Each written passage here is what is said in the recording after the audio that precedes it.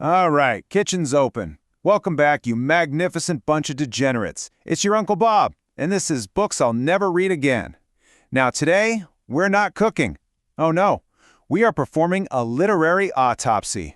We're cracking open a book so bleak, so ridiculously pretentious, it makes, I don't know, War and Peace look like a pop-up book for toddlers.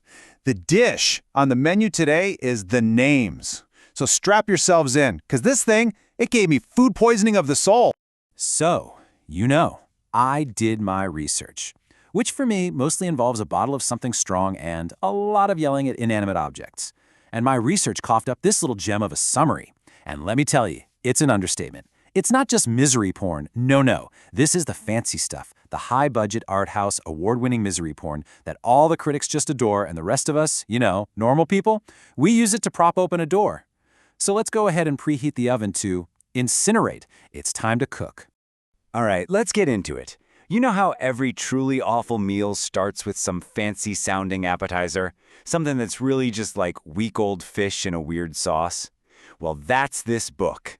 Its appetizer is its main gimmick, and it is a concept so far up its own backside, it would need a periscope just to see daylight. So get this. The big idea here, the author's stroke of genius, was, hey, what if I write the exact same depressing story 3 times? Yeah, one kid, 3 different names, 3 slightly different flavors of total suffering. It's not a story, people, it's a spreadsheet of sadness. One name, he's this cuddly little origami folding kid. Another, he's a sensitive silversmith making earrings. And the third? Oh, he's just destined to be a criminal. I mean, genius, right? So groundbreaking. Has anyone ever thought of this before? Oh wait, yeah, everyone.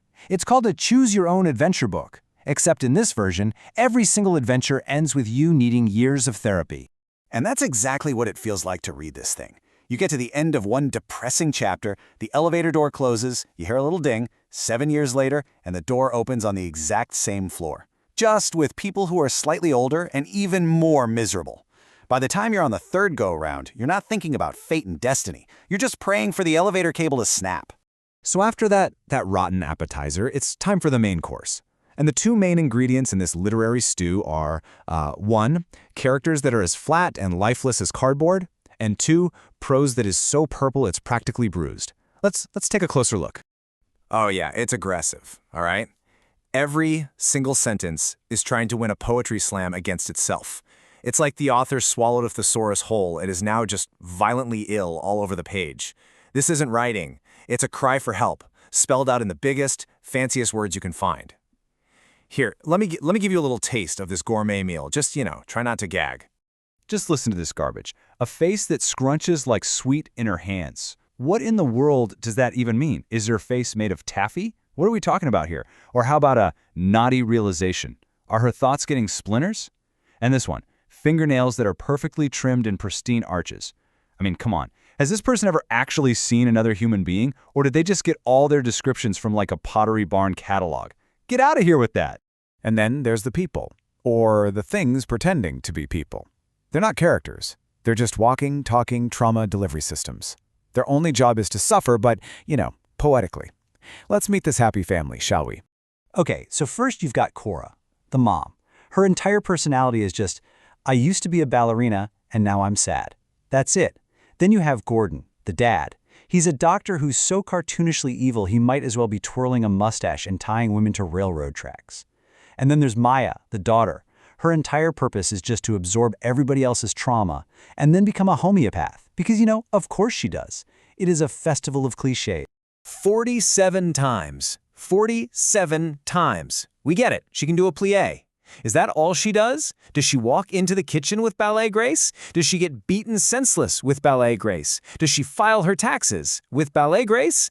I mean, after the 10th time, you start to wonder if she's even a real person or just some kind of sad, graceful little wind-up toy. And then there's the son, the centerpiece of this whole sad mess. And you can get him in 3 exciting flavors of misery. You've got Bear, the perfect cuddly kid who just folds origami for strangers. Then there's Julian, the angsty artist who makes jewelry and feels things so deeply. Or you can have Gordon Jr., the kid whose teacher ripped up his name card. So now he's just, I guess he's destined to become a supervillain? I don't know. Wow, what depth, such new. So, okay, we've established the ingredients are total garbage. But what about the cooking method, right? Well, the recipe is actually pretty simple. You take one traumatic event, you chuck it in a narrative blender, and then you just hit frappe for about 300 pages. The whole book is built around these 7-year time jumps. But it's not a narrative device. It's a threat. It's the author telling you, oh, you thought it was bad when the dad was just shouting? Well, guess what? 7 years later. Now he's using the refrigerator as a weapon. Which, by the way, that actually happened. Ah, yes.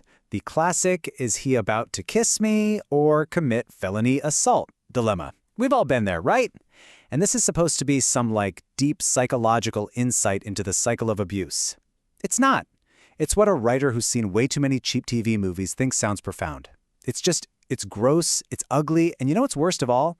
It's boring. All right, folks, we have somehow suffered through the appetizer. We've choked down the main course. Now, it's time for dessert. And this book's dessert is basically a burnt, frozen hockey puck of pure nonsense with a single, very angry wasp sitting right on top. See, by the end of the book, the author must have realized she hadn't hit her trauma quota for the month. So in the last few chapters, we get this speed run of tragedy.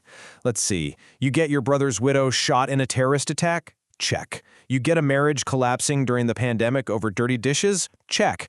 And you get a coming out story about 30 years too late? Check. It's not a story, it's a misery checklist. But oh, none of that even compares to the final fate of our sweet, perfect, little origami folding boy, Bear. After 300 pages of him being the one tiny ray of sunshine in this absolute abyss of despair, the author decides he too must suffer.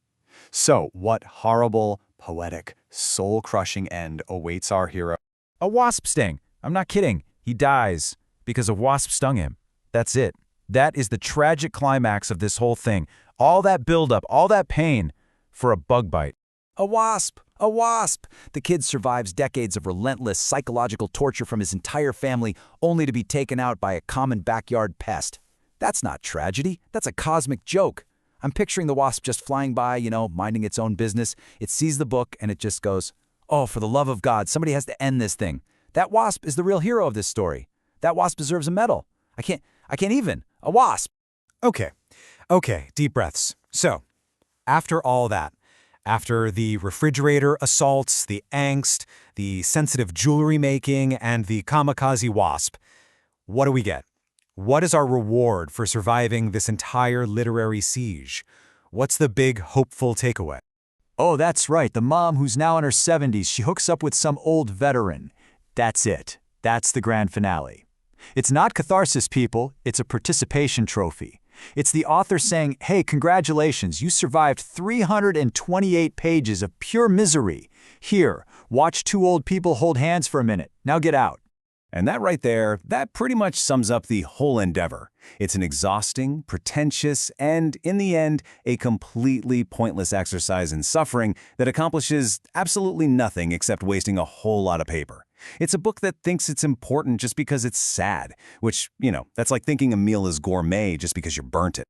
But look, after all this, after all my complaining, I got to admit, there is one single, solitary, absolutely perfect name associated with this entire book.